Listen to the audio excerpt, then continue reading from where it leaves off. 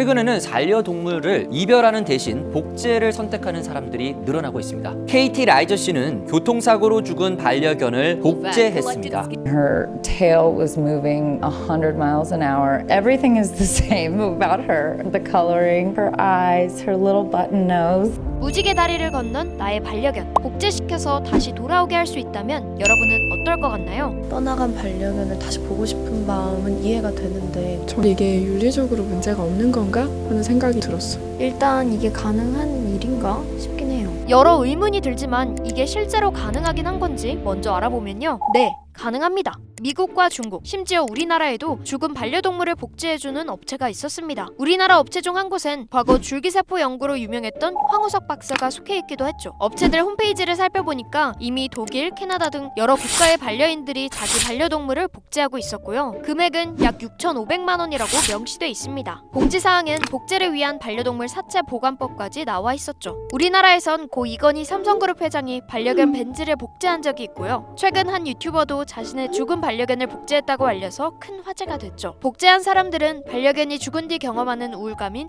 펠로스 증후군 때문에 복제를 결정했다고 말했습니다. 그런데 이거 국내에서 합법인가? 심정은 이해하지만 다른 강아지들이 희생된 걸 생각하면 복제된 강아지가 원래 반려견과 같다고 할 수 있을까? 아직 윤리적 논란이 많지 않나? 논란이 일기도 했습니다. 일단 반려동물 복제, 법적으로 문제는 없는지 알아봤습니다. 현행법상 반려동물 복제에 관한 규정이 존재를 하고 있지가 않아서 반려동물 복제를 한다 해도 제재할 수 없는 상황이기 때문에 사실상 허용되고 있다. 이렇게 이해하시는 게 좋을 것 같아요. 반려동물 복제, 합법이라는 겁니다. 우리나라뿐만 아니라 미국, 중국도 반려동물 복제에 대한 규정이 따로 없어 제재는 불가능하다고 하는데요. 동물 복제가 불법은 아니라고 해도 윤리적인 문제는 여전히 남는다는 주장도 있습니다. 한 마리 복제 동물을 탄생시키기 위해 다른 동물들의 희생이 필요하다는 점인데요. 반려동물을 복제하기 위해서 몇 마리가 될지도 모르는 다른 동물들을 희생하도록 하는 것이 윤리적이라고 보기는 굉장히 어려운 문제라고 보여요. 돈을 주고 다른 동물들의 희생을 사는 거나 마찬가지잖아요. 동물 복제에 여러 가지 방법이 있지만 2005년 서울대 연구팀이 개발한 세계 최초의 개 복제 방법을 기준으로 살펴보면요. 복제를 위해서 일단 반려견의 체세포, 난자를 채취할 개, 그리고 대리모가 되어줄 개가 필요합니다.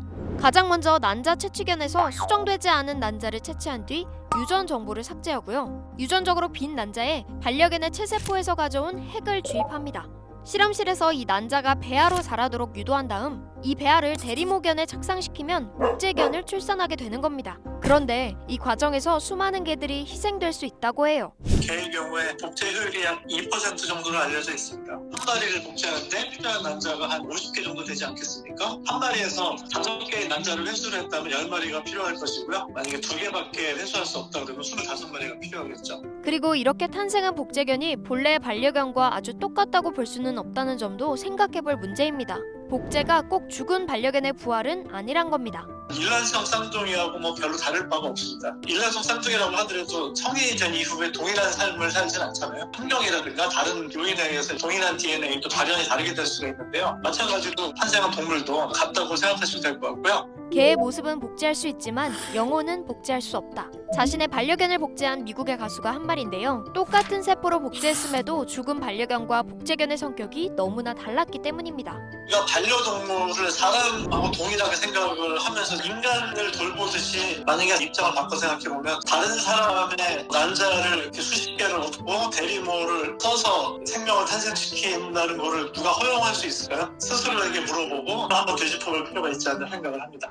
반려동물 복제를 위해 다른 동물들이 도구로 쓰일 수도 있는 상황. 관련 규제가 필요한 것 아니냐는 목소리도 나오고 있습니다. 여러분은 어떻게 생각하시나요? 댓글로 남겨주세요.